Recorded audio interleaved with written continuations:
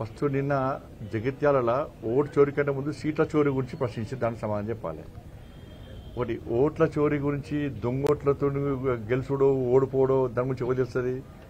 కనీసం ఒక్కసారైనా ward member గెలిచడో తెలుస్తుంది. ఒక్కసారైనా వార్డు మెంబర్ గెలిస్తే ప్రజలను ఎట్లా కన్విన్స్ చేయాలి, ఎట్లా గెలవాలన్నా ఉంటుంది. నేను 95 1995 ఎన్ని సంవత్సరాలు ఇప్పటికీ 30 సంవత్సరాల నుంచి నేను ప్రజాప్రతినిధి. 30 సంవత్సరాల నుంచి నేను కంటిన్యూస్గా ప్రజాప్రతినిధి. ఒక్కసారి కూడా వార్డు మెంబర్ గెలిచిన వాళ్ళకు ఓట్ల చోటు నుంచి ఏం తెలుస్తుంది?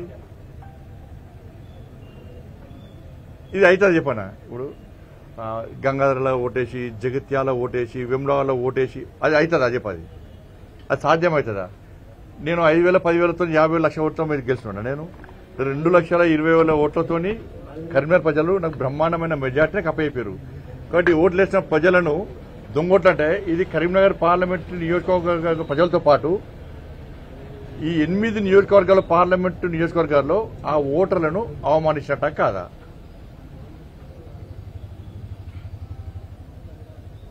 ఒక్కొక్క ఇంట్లో 10 ఓట్లు. నేనేమంటున్నా అంటే సరే రేవంత్ రెడ్డి గారు స్పందించాలి. అసెంబ్లీ రద్దు చేయాలి, ఎన్నికల కమిషన్ లెటర్ రాయాలి, రాసి మొత్తం పూర్తిగా ఒక్కొక్క ఇంట్లో డబుల్ ఓట్లు ఉండి అన్ని తీసేయమని చెప్పి లెటర్ రాయాలి. దాని తర్వాత మళ్ళీ ఎలక్షన్స్ పెట్టుర్రి. మళ్ళా కాంగ్రెస్ పార్టీ అధికారంలోకి వస్తే రాజకీయ సంఘాలు తీసుకుంటారు. నేను జనము రాళ్లతో కొడుతున్నారు. 2,500 ఇవి మహిళలకు ఇస్తాయి, 40 రూపాయల పెన్షన్లు ఇవి, 40 రూపాయల నిరుద్యోగ వృత్తి, 2 లక్షల ప్రభుత్వ ఉద్యోగాలు ఇవి, తులం బంగారం ఏది, స్కూటీలు ఏవి, మా డిఏలు ఏవి, ఫీజు రియంబర్స్మెంట్ ఏది, ఆరోగ్యశ్రీ బకాయిలు ఏవి, 12,000 రైతు కుళ్ళకి, ఇంకా 22 లక్షల మందికి రైతు భరోసా ఏది, రైతు భరోసా ఏది? గ్రామ పంచాయతీలకు కాంగ్రెస్ పార్టీ ప్రభుత్వం అధికారంలోకి వచ్చిన తర్వాత ఒక్క పైసా ఇచ్చిన చెప్పారు. ఒక్క పైసా.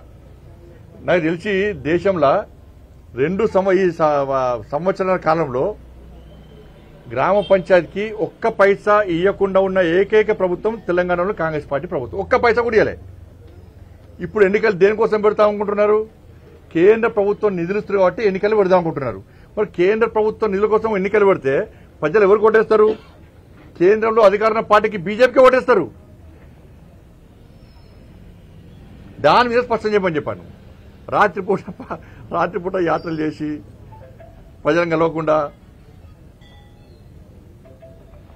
ఒకసారి ఆయనే బీజేపీ రాష్ట్ర అధ్యక్షుడు తీసేసినప్పుడు ఒక బీసీ నాయకుడిగా స్పందించినానంటే బీసీ ఆయనే అంటున్నాడు, బీసీ కాదని ఆయన అంటున్నాడు. ఆయన చూస్తే ఏమైతే గజనీ సినిమా గుర్తొస్తుంది. దాని హీరోకు 15 నిమిషాల కంటే ఏం గుర్తురాదు. మళ్ళీ ఏం గుర్తులేదు, 15 నిమిషాల మళ్ళీ ఏం గుర్తుండదు, అన్న గుర్తురాదు. ఆయన ఎవరు తెలిసి చెప్పండి ఎవరికన్నా? కరీంనగర్ ప్రజలు ఆయన గుర్తుపడతారా? ఒకసారి వార్డు మెంబరు, సర్పంచ్, ఎంపీటీసీ చేసి సమస్యల మీద కొట్లాడితే వాళ్ళు ప్రజలకు తెలుస్తుంది. అక్కడ రాహుల్ గాంధీ ఏమో ఓటు తీసేస్తున్నారు అంటారు. ఇప్పుడు కరీంనగర్లో ఒక్కొక్క ఇంట్లో 200 ఓట్లు మైనార్టీ ఇళ్లలో ఉన్నాయి. గతంలో సునీల్ రావు గారు కాంప్లైంట్ ఇచ్చారు. ఆ ఓట్లు ఎవరు పడతాయి? దొంగోట్లు ఓట్లు పడ్డాక గెలవేయాలి. వాళ్ళు ఓట్లు వేయించుకున్నా గెలవలే వాళ్ళు. మైనార్టీ ఇళ్లలో ఒక్కొక్క ఇంట్లో 50 ఇండ్లున్నాయి. కరీంనగర్లో ఉన్నాయి. మేము ఫిర్యాదు కూడా చేస్తాం, తొలగించలే. ఆ ఓట్లు ఎటు పడతాయి? అయినా గెలవలేయాలి.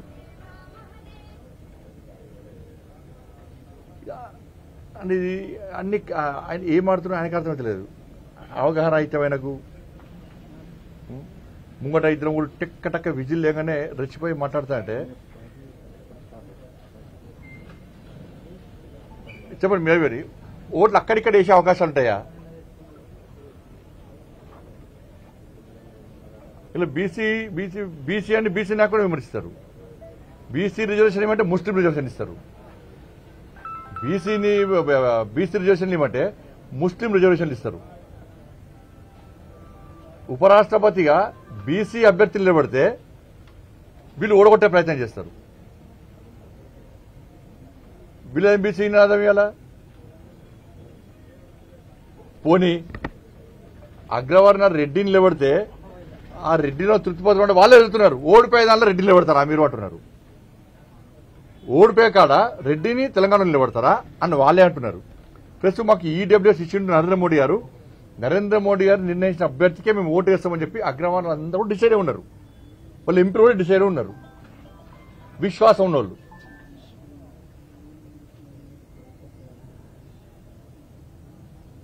అంటే వాళ్ళు ఏమంటారంటే రాహుల్ గాంధీ మహాదేవ్పూర్ అది బయట పెట్టిన తర్వాత దేశవ్యాప్తంగా మాకు అనుమానాలే, తెలంగాణలో కూడా మేము మరి వాళ్ళు ఎంపీ లేదు. ఆయన మీద కూడా మేమే గెలుస్తున్నాం. ఏం తీసుపడతామేది. ఇప్పుడు పోయినసారి అసెంబ్లీలో మేము 8 సీట్లు ఎట్లా గెలుస్తాం? మేము 8 సీట్లు ఎట్లా గెలుస్తాం? మేము ఎమ్మెల్యే కాదు. అధికారం మాదే వస్తుంది కదా. కర్ణాటకలో ఎట్లా వస్తుంది అధికారం మీకు? తెలంగాణలో అధికారం ఎట్లా వస్తుంది? హిమాచల్లో అధికారం ఎట్లా వస్తుంది మీకు? అన్నింటిలో మేము అధికారంలోకి వస్తాం కదా. పార్లమెంట్లో తక్కువ సీట్లు ఎందుకు వస్తాయి మాకు పోయినసారి కంటే?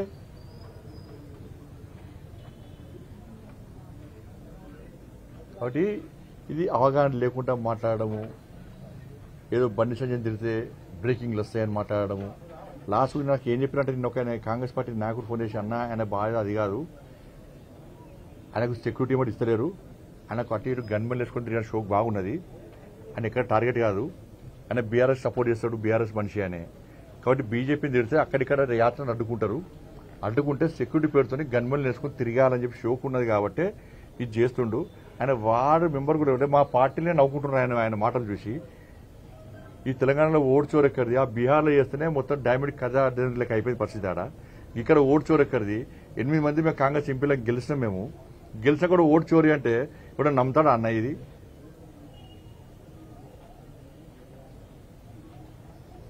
నేను గెలిచాక వెంటనే ఎందుకు ఎలక్షన్ కమిషన్ కంప్లైంట్ ఎందుకు ఇవ్వలే? ఎందుకు పిటిషన్ ఇవ్వలే? ఆయనను ఎవరు నియమించారో వాళ్ళ చెప్తున్న వాళ్ళే కొట్టుకునే పరిస్థితి వచ్చింది ఇవాళ. దాని కదా మతం గురించి నేను ఏమంటున్నా అంటే నేను చెప్తున్నాను, మేము ఎన్నికలు ఉన్నా లేకున్నా సనాతన ధర్మం కోసం, హిందూ సమాజం కోసం, హిందూ ధర్మ పరిరక్షణ కోసం పక్కా భారతీయ జనతా పార్టీ ముందు ఉంటుంది. ఎన్నికల కోసం కాదు. ఎన్నికలు ఉన్నా ధర్మం గురించి చెప్తాం, ఎన్నికలు లేకుండా ధర్మం కోసం కొట్టాడతాం. జైలుకు పోయినాం, లాఠీ చార్జ్ దెబ్బలు తిన్నాం. మేము బైన్సాలో పేద హిందువుల ఇల్లు కాలబెట్టప్పుడు 7,000 వీళ్ళు కాంగ్రెస్ వాళ్ళు, పేదోళ్ళ ఇల్లు కాలబెట్టినప్పుడు 7,000 కాంగ్రెస్ వాళ్ళు. అనేక మంది యువకుల మీద పీడీ యాక్ట్ పెట్టింది బీఆర్ఎస్ పార్టీ ప్రభుత్వం.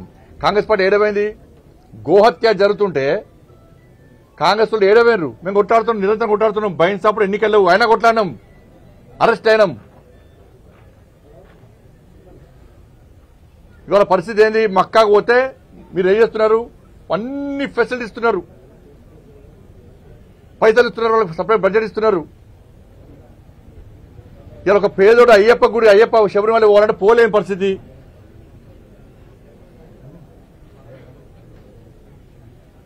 దర్శనం వల్ల పోలేని పరిస్థితి.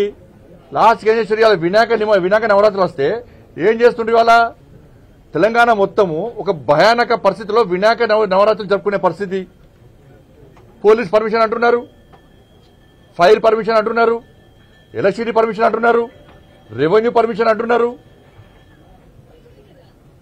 పోయినసారి ఎక్కడ వినాయకుడు పెట్టి ఆడ పెడితే కూడా రోడ్డు కట్ట ముందు అంటారు.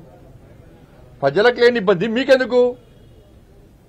సౌండ్ పెట్టద్దు, గుళ్ళలో సౌండ్ పెట్టద్దు, అంటే బాగా చెప్తా పెడతాం సౌండ్. ప్రజలకు ఇబ్బంది కాకుండా చట్టానికి లోబడి పక్కా పెడతాం సౌండ్. దురుసు తీసుకోవద్దు, ఈ టైం వరకే తీసుకోవాలి. ఇదా మీరు చేసేది?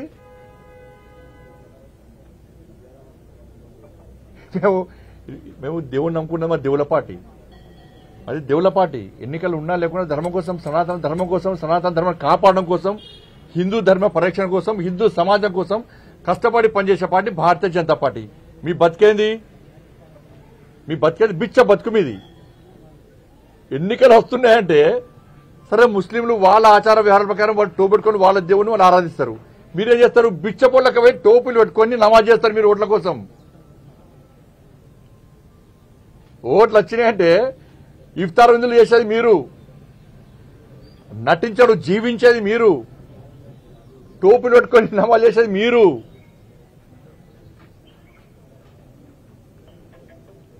బిచ్చపల్లి మీరా మేమా? సనాతన ధర్మం కోసము, హిందూ ధర్మ పరిరక్షణ కోసము చేయడం భిక్షమే అయితే, అరే హిందూ ఓట్ బ్యాంక్ ద్వారా గెలిచానని చెప్పి మళ్ళీ చెప్తున్నా, బాగా జాగ్రత్త చెప్తున్నా. కరీంనగర్ పార్లమెంట్ సభ్యునిగా హిందూ ఓట్ బ్యాంక్ ద్వారా గెలిచినా, ఎస్ పక్కా గెలిచినా, గల్లా ఎగరేసుకొని చెప్తా నేను. ఇప్పుడు కాదు, ఎప్పుడైనా చెప్తా, ఎక్కడైనా చెప్తా నేను. ఈ హిందూ ఓట్ బ్యాంక్ తెలంగాణ రాష్ట్రంలో తయారు చేస్తాం, పక్కా 100% తయారు చేస్తాం. హిందూ సమాజాన్ని సంఘటితం చేస్తాం మేము. అంటే రోహింగ్యాలు బండి సంజయ్కి ఏం చేస్తుంటాడు? ఏం చేస్తారు మీకు? ఫాత్ నా కొడుకులు మీరు. రోహింగ్యాలు ఎప్పుడొచ్చారు దేశంలోకి? 2014 కంటే ముందు ఇతర దేశాల నుంచి వచ్చిరు. ఇవాళ కాంగ్రెస్ పార్టీ ప్రభుత్వం అధికారంలో ఉంది. ఫ్లైట్ల రాలో బార్డర్ దాటి వచ్చిరు. ఫెన్సింగ్ ఇప్పుడు కట్టిస్తున్నది నరేంద్ర మోడీ ప్రభుత్వం, ఫెన్సింగ్ కట్టిస్తున్నది. ఇప్పుడు సరిహద్దు రాష్ట్రాల్లో భద్రత పెంచినాము, ఫెన్సింగ్ స్టార్ట్ చేసినాము. కాంగ్రెస్ పార్టీ హయాంలో ఇతర దేశాల నుంచి రోహింగ్యాలకి వచ్చిర్రు. మోడీ గారి ప్రభుత్వం వచ్చిన తర్వాత వితౌట్ పాస్పోర్ట్ అనుమతి లేకుండా ఇతర దేశాల నుంచి వచ్చిన వెంటనే పంపాలని చెప్పి అన్ని రాష్ట్రాలకు ఆదేశాలు జారీ చేసినాం. బీజేపీ పాలిత రాష్ట్రాల్లో సహకరిస్తున్నారు. గతంలో ఇక్కడ బీఆర్ఎస్ పార్టీ ప్రభుత్వం ఉండే, బెంగాల్లో మమతా బెనర్జీ ప్రభుత్వం ఉన్నది. వీళ్ళు సహకరించకపోవడమే కాకుండా వాళ్లకు షెల్టర్ ఇచ్చి షెల్టర్ను ప్రారంభోత్సవాలు చేసిరు. డిప్యూటీ సీఎం అప్పుడు వాళ్లకు రేషన్ ఆధార్ కార్డులు ఇచ్చిండ్రు, వాళ్ళకి డబుల్ బెడ్రూమ్లు ఇచ్చిండ్రు, వాళ్ళకు పెన్షన్లు ఇస్తున్నారు. వాళ్ళని దేశ పౌరులుగా గుర్తించే ప్రయత్నం గతంలో బీఆర్ఎస్ చేసింది, ఇప్పుడు కాంగ్రెస్ పార్టీ చేస్తున్నది ఓటు బ్యాంక్ కోసం. ఇది జరిగింది. కేంద్రంలో మోడీ గారి ప్రభుత్వం ఉంది కదా, బండి సంజయ్ హోమ్ మినిస్టర్ కదా, ఆపొచ్చు కదా అంటే 2014 కంటే ముందు వచ్చిన దరిద్రుల వాళ్ళు రేపు మన సింధూర్ ఆపరేషన్ జరిగింది, భారతదేశం యుద్ధం జరిగింది పాకిస్తాన్ మధ్యలో. ఇప్పుడు ఏవైతే రోహింగ్యాలో ఓటు బ్యాంక్ కోసం మీరు ఇక్కడ షెల్టర్ ఇచ్చిర్రో, వాళ్ళని పెంచి పోషిస్తుర్రో, ఇండియా పాకిస్తాన్ యుద్ధం అయితే వీళ్ళు ఎవరు సపోర్ట్ చేస్తారు? 1000 మంది వచ్చున్నారు ఇవాళ తెలంగాణ రాష్ట్రంలో. వీళ్ళు వచ్చి ఎవరు సపోర్ట్ చేస్తారు? పాకిస్తాన్ సపోర్ట్ చేస్తారా? ఇండియాకి సపోర్ట్ చేస్తారా? భారత్ సపోర్ట్ చేస్తారా? ఈ దేశం ముఖ్యమా, ఓటు బ్యాంకు ముఖ్యమా? మేము అడిగేది దాని గురించి అడుగుతున్నాం. మేము వాళ్ళ గురించి మాట్లాడమంటే వాళ్ళు ఓటు బ్యాంక్ చూస్తారు. మీరు ఇవాళ రాష్ట్ర లా అండ్ ఆర్డర్ అనేది రాష్ట్ర ప్రభుత్వం ఆధీనంలో ఉంటుంది. కేంద్రం నుంచి డైరెక్ట్ మోడీ గారు సిఆర్పీఎఫ్ సిఎస్ పంపించి అందరు పంపరారు. రాష్ట్ర ప్రభుత్వం చేతుల్లో లా అండ్ ఆర్డర్ ఉంటుంది. వాళ్ళే పంపాలి, వాళ్ళే సహకరించాలి. బాధ్యత ఏముంటుంది? అక్కడి నుంచి పాస్పోర్ట్ ద్వారా వీజా పొంది వచ్చి వీజా గడువు ముగిసిన తర్వాత కూడా ఇక్కడ ఉంటే వాళ్ళను కేంద్ర ప్రభుత్వము వాళ్ళని కించి పంపించే ప్రయత్నం చేస్తారు. వీళ్ళంతా బార్డర్ దాటి, ఫెన్సింగ్ లేకుండా బార్డర్ దాటి దొంగదారులో వచ్చిన అందరూ కూడా. ఎప్పుడు 2014 కంటే ముందు. 2014లో మోడీ గారు ప్రభుత్వం వచ్చాక టైట్ చేస్తాం మేము. దాన్ని గుర్తుంచుకోవాలి. ధన్యవాదాలు.